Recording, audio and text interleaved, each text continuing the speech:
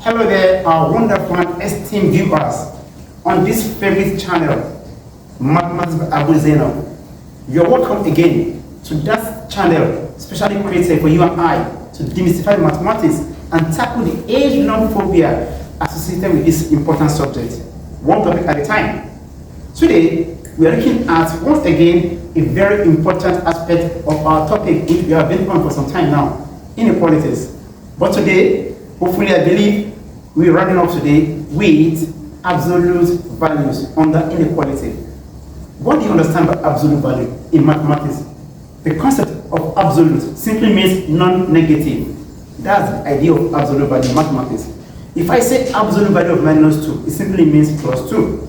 If I say the absolute value of minus 12, it simply means plus 12. However, if I say absolute value of plus 5, it remains plus 5.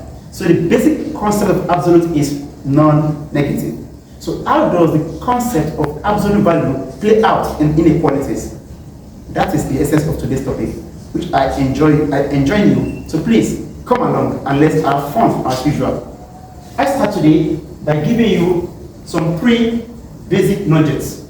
The first one has to do with if the absolute value of x is less than p, then minus p less than s less than plus p. And of course, I believe you watched our last video which talked about the concept of range of values. Similarly, if the absolute value of x is greater than p, then the range of values for that will be x greater than p and x less than minus p. Then lastly, if the absolute value of x is less than the absolute value of y, of a necessity, that means x squared simply is less than y squared. These are the rules that will guide our lesson for today. So let's take examples to expatiate what this is all about.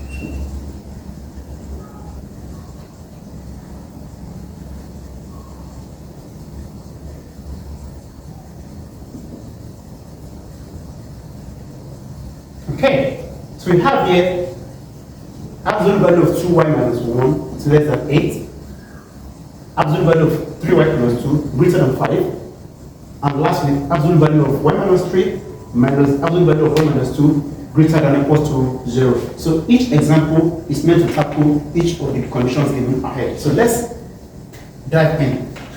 Number 1, we've got 2y minus 1 absolute less than 8.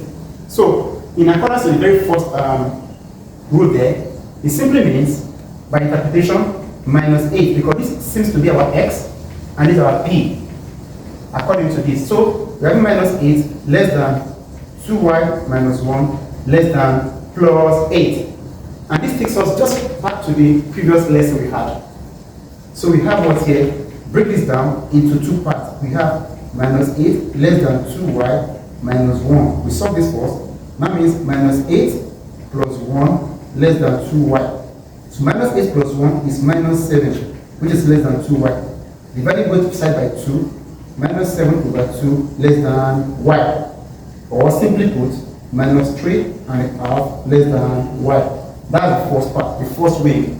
The other way we have 2y minus 1 less than 8. Then 2y is less than 8 plus 1. So 2y is less than 9, making y to be less than 9 over 2, or better still, 4 and a half. And in fusing our answers, we're going to have, therefore, minus 3 and a half less than y less than 4 and a half. And that's the solution to that question number 1, which you see is very, very straightforward. Particularly if you actually have watched the very previous video, is a follow-up to this. Okay, if that is clear, as I believe it should be, let's take question number 2.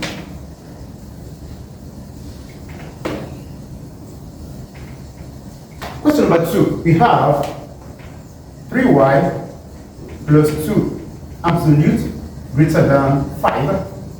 So this actually is pattern according to the second rule here, which says that it interprets to 3y plus 2 greater than 5 and 3y plus 2 still less than minus 5. The 5 is in lieu of the p here, whereas the content of the absolute value is our x. So just pattern according to this rule. That's why I deliberately don't clean this part to be a guide.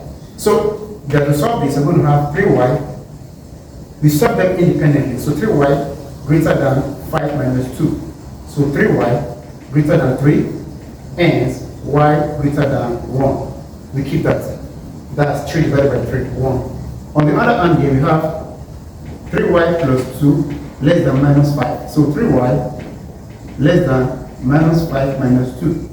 So 3y is less than minus 7, hence y is less than minus 7 over 3, which actually is minus 2 over 1 over 3. Now, we have a little bit of a challenge as it were here, in the sense that we can't fuse this into 1. We can't possibly have a number y which is less than minus 2 on one side, whereas it's actually greater than 1 on the other side.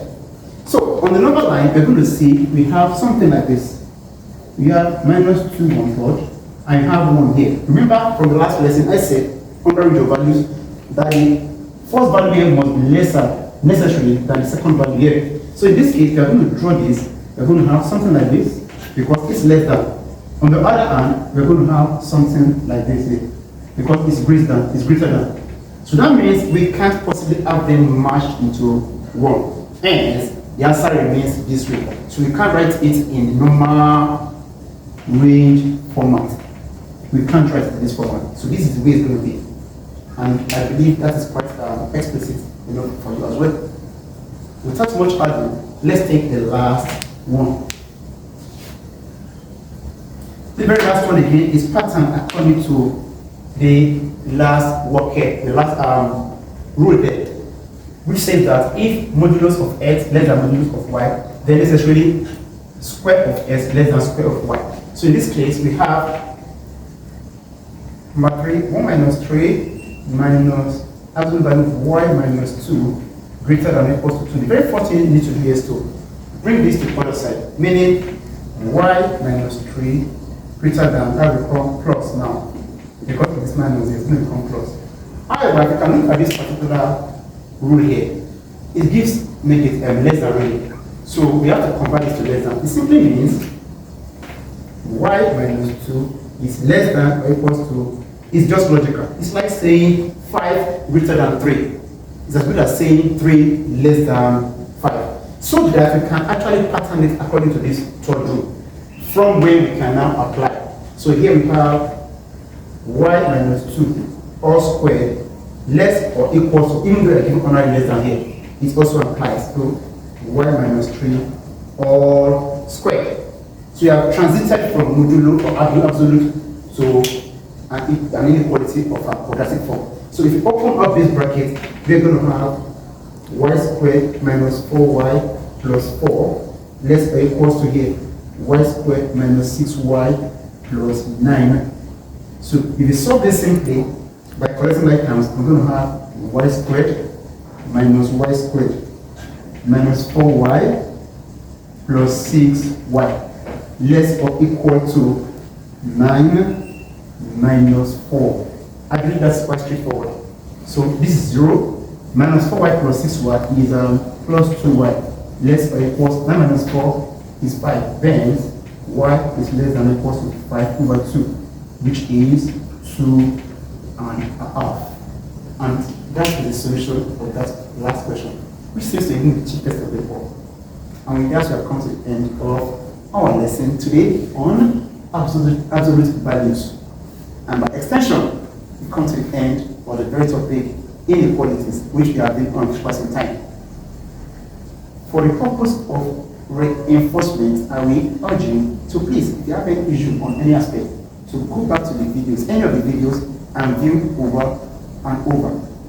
And don't forget, that mathematics is about practicing. The more you practice, the better you become. Don't forget to watch, subscribe, like, share, and most importantly, tune on your bell so that you'll be the first to know when our next video drops. Thank you. God bless.